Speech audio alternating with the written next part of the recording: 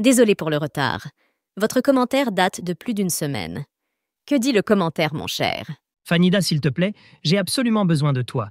Je cherche une source, étrangère de préférence, qui parle de Bstaila, avec uniquement le mot Bstaila et non Pastia. J'en ai absolument besoin pour un projet, j'ai cherché partout.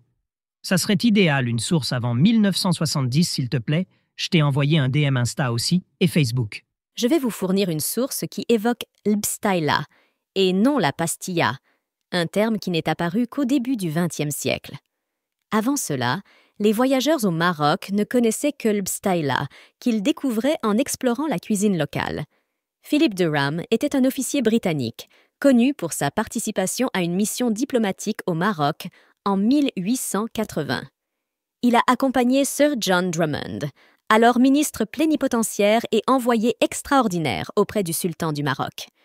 À la suite de cette expérience, 1 an après, Durham a publié un ouvrage dans lequel il relate en détail leur voyage et les interactions diplomatiques avec la cour marocaine, ainsi une description de la vie quotidienne.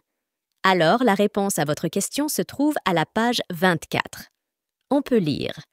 Notre mobilier de camp fut rapidement installé dans la chambre où nous fûmes introduits et qui était éclairé par de grands chandeliers en bronze, Asca, posés au sol. Une très basse table ronde fut placée devant nous pour le dîner, avec des plats de différentes poteries, couverts d'argile rouge. Nous étions entourés de petites tables aux rebords circulaires, miida, sur lesquelles se trouvait un hachis de poulet rôti, garni de beurre rance recouvert de miel, et enfin, une pâte feuilletée saupoudrée de sucre, bistaila, contenant du pigeon haché et des œufs.